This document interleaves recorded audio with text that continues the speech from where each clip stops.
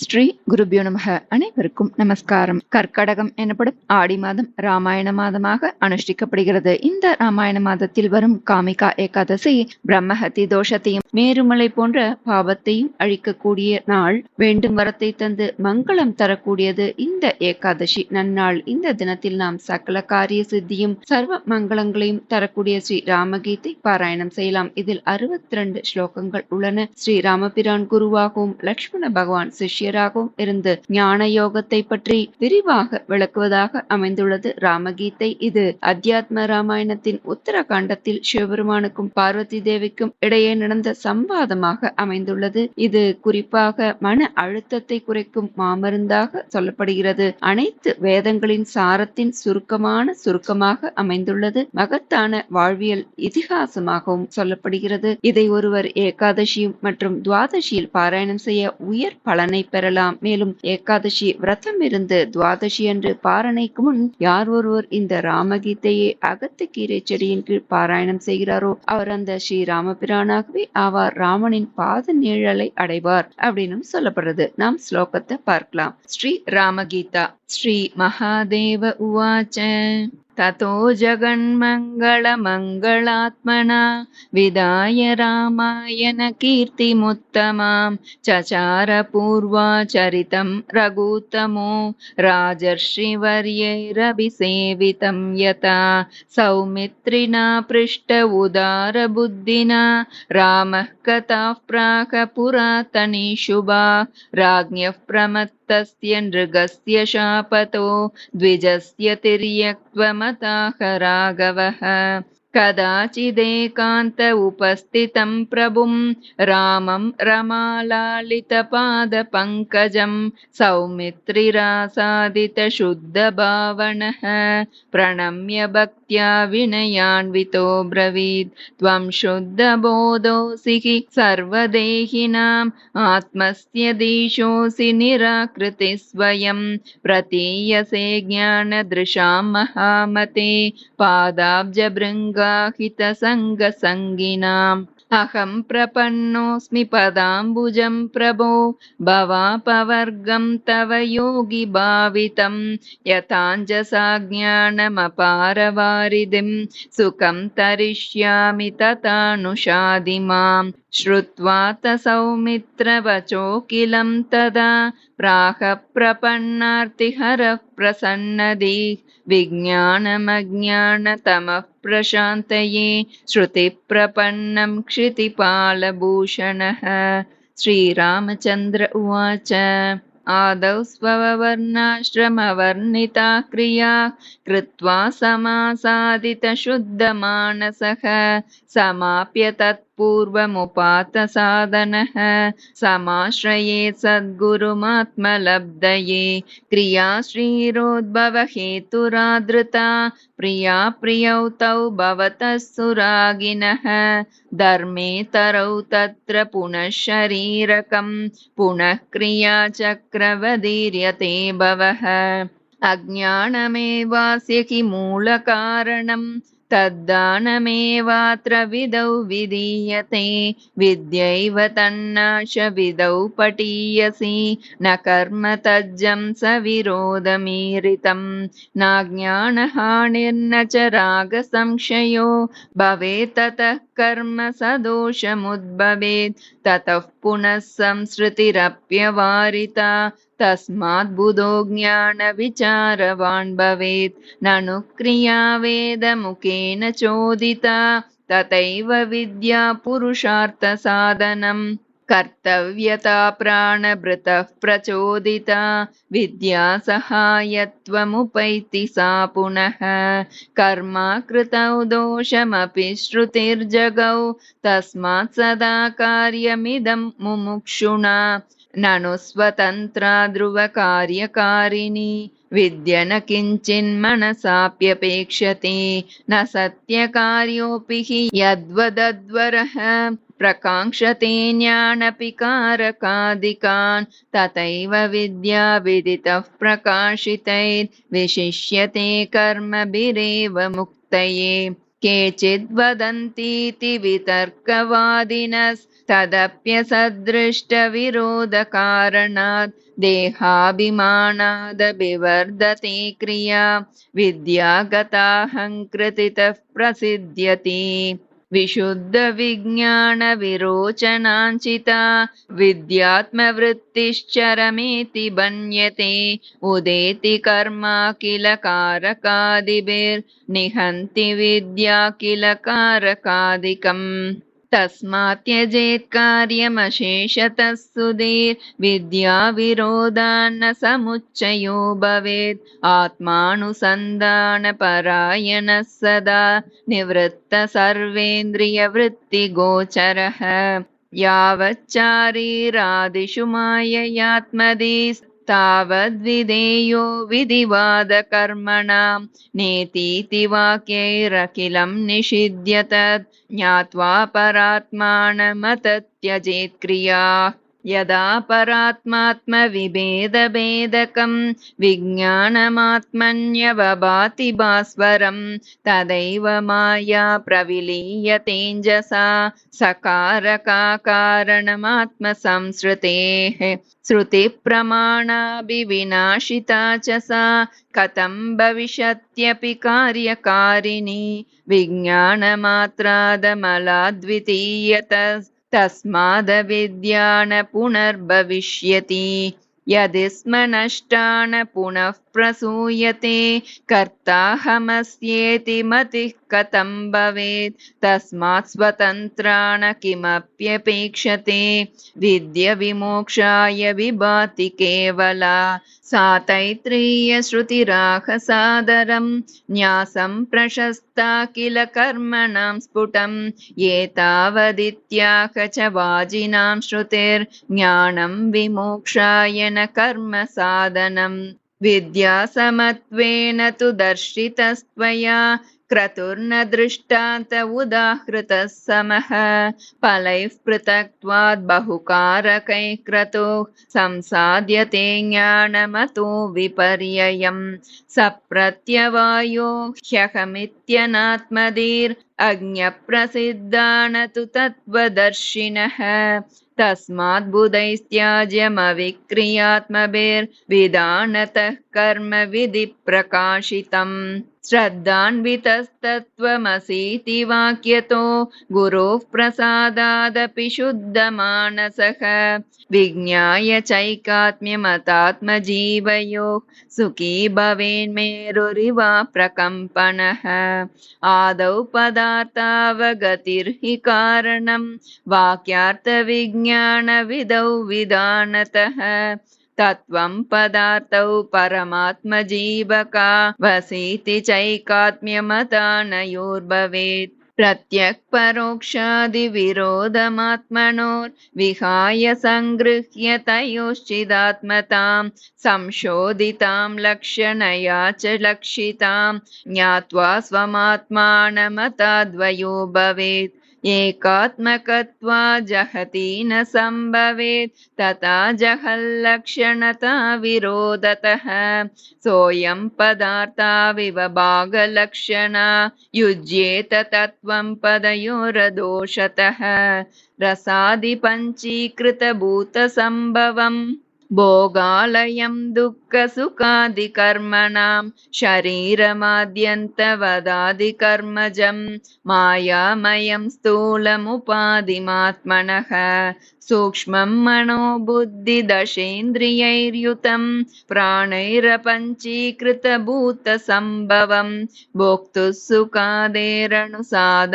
भवेत् शरीरमन्यद्विदुरात्मनो बुधाः अनाद्यनिर्वाच्यमपीह कारणं मायाप्रदानं तु परं शरीरकम् उपाधिभेदातु यतः पृथक् स्थितं स्वात्मानमात्यन्यवधारयेत् क्रमात् कोशेष्वयं तेषु तु तत्तदाकृतेर्विभाति सङ्गात् स्फटिकोपलो यथा असङ्गरूपो यमजो यतो द्वयो विज्ञायतेऽस्मिन् परितो विचारिते बुद्धेस्त्रिधा वृत्तिरपीह दृश्यते स्वप्नादिभेदेन गुणत्रयात्मनः अन्योन्यतोऽस्मिन् व्यभिचारितो मृषा नित्ये परब्रह्मणि केवले शिवे देहेन्द्रियप्राणमनश्चिदात्मनां सङ्गादजस्रं परिवर्तते धियः वृत्तिस्तमो मूलतयाज्ञलक्षणा यावद्भवेत् तावदसौ भवोद्भवः नेति प्रमाणेन निराकृता किलो हृदा समास्वादितचिद्गणामृतः त्यजेदशेषं जगदातसद्रसं पीत्वा यताम्बः प्रजहाति तत्फलं कदाचिदात्मानमृतो न जायते न क्षीयते नापि विवर्धते नवः निरस्तसर्वातिशयः सुखात्मकः स्वयं प्रभः सर्वगतोऽयमद्वयः एवं विधे ज्ञानमये सुखात्मके कथं भवो दुःखमयः प्रतीयते अज्ञानतोऽध्यासवशात् प्रकाशते ज्ञानी विलीयेत विरोधतक्षणात् यदन्यदन्यत्र विभाव्यते भ्रमाद् अध्यासमित्याहुरमुं विपश्चितः असर्पभूते हि विभावनं यथा रज्ज्वादिके तद्वदपीश्वरे जगत् विकल्पमाया रहिते चिदात्मके हंकार एष प्रथमः प्रकल्पितः अध्यास एवात्मनि सर्वकारणे निरामये ब्रह्मणि केवले परे इच्छादिरागादिसुखादिधर्मिका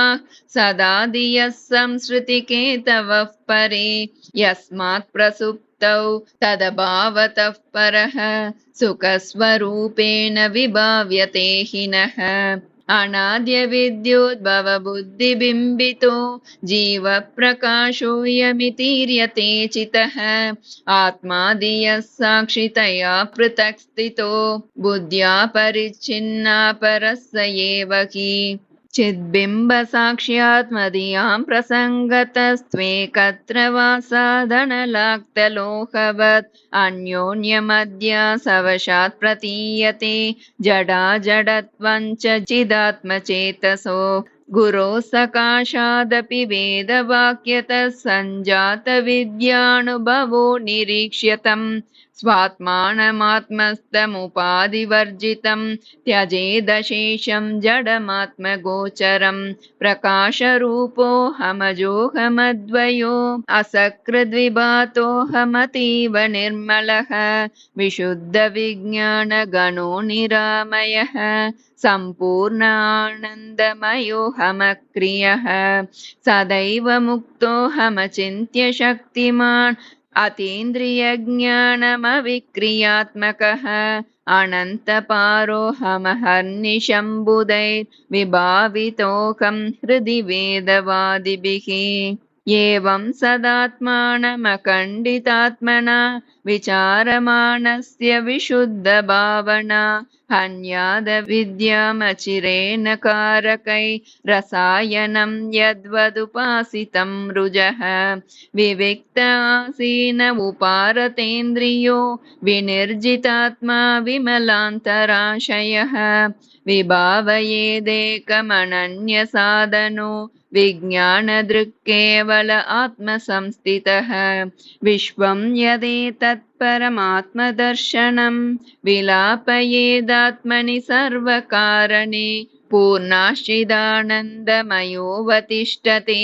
न वेदबाह्यं न च किञ्चिदान्तरम् पूर्वं समाधेरखिलं विचिन्तयेत् ओंकारमात्रं सचराचरं जगत् तदेव वाच्यं प्रणवो हि वाचको विभाव्यते ज्ञानवशान्न बोधतः अकारसंज्ञः पुरुषो हि विश्वको ह्युकारकस्तैजसैर्यते क्रमात् प्राज्ञो मकारः परिपट्यते किलैः समाधिपूर्वन्न तु तत्त्वतो भवेत् विश्वं त्वकारं पुरुषं विलापयेदुकारमध्ये बहुधा व्यवस्थितं ततो मकारे प्रविलाप समाप्य तैजसं द्वितीयवर्णं प्रणवस्य चान्तिमे मकारमप्यात्मनि चिद्गणे परे विलापयेत् प्राज्ञमपीह कारणं सोऽहं परं ब्रह्म सदा विमुक्तिमद्विज्ञानदृङ्मुक्त उपादितो मल एवं सदा जात परात्मभावन स्वानन्दतुष्टः परिविस्मृता किल आस्ते स नित्यात्मसुखप्रकाशकः साक्षाद्विमुक्तो चलवारिसिन्धुवत् एवं सदाभ्यस्तसमाधियोगिनो निवृत्तसर्वेन्द्रियगोचरस्य हि विनिर्जिताशेषरिपोरहं सदा दृश्यो भवेयं जितशङ्गुणात्मनः ध्यात्वैवमात्मानमहर्निशं मुनिस्तिष्ठेत् सदा मुक्तसमस्तबन्धनः प्रारब्धमश्रन्नभिमानवर्जितो मय्येव साक्षात् प्रविलीयते ततः आदौ च मध्ये च तथैव चान्ततो भवं विदित्वा भयशोककारणं हित्वा समस्तं विधिवादचोदितं भयेत् स्वमात्मानमताखिलात्मनाम् आत्मन्यभेदेन विभावयन्निदं भवत्यभेदेन मयात्मना तदा यथा जलं वारिनिधौ यथापयः क्षीरे वियद्व्योम्यनिले यथानिलः इत्थं यदीक्षेत हि लोकसंस्थितो जगन्मृषैवेति विभावयन्मुनिः निराकृतत्वात् श्रुतियुक्तिमानतो यतेन्दुभेदो दिशि दिग्भ्रमादयः यावन्न पश्येदखिलं मदात्मकं तावन्मदाराधन तत्परो भवेत् श्रद्धालुरत्यूर्जितभक्तिलक्षणो यस्तस्य दृश्योऽहमहर्निशं हृदि रहस्यमेतच्छ्रुतिसारसङ्ग्रहं मया विनिश्चित्य तवोदितं प्रिय यस्त्वेतदालोचयतेह बुद्धिमान् समुच्यते पातकराशिभिक्षणात् भ्रातर्यदीदं परिदृश्यते जगन्मायैव सर्वं परिहृत्य चेतसा मद्भावना भावितशुद्धमानसः सुखी भवानन्दमयो निरामयः यः सेवते मामगुणं गुणात् परं हृदा कदा वा यदि वा गुणात्मकं सोऽहं स्वपादाञ्चितरेणुभिस्पृशन् पुनाति लोकत्रितयं यथा रविः विज्ञानमेतदखिलं श्रुतिसारमेकं वेदान्तवेदचरणेन मयैव गीतं यश्रद्धया परिपठेत् गुरुभक्तियुक्तो मद्रूपमेति यदि मद्वचनेषु भक्तिः इति श्रीमदध्यात्मरामायणे श्री उमामहेश्वरसंवादे उत्तरकाण्डे श्रीरामगीता सम्पूर्णम्। श्रीगुरुभ्यो नमः। हरिः ओम्।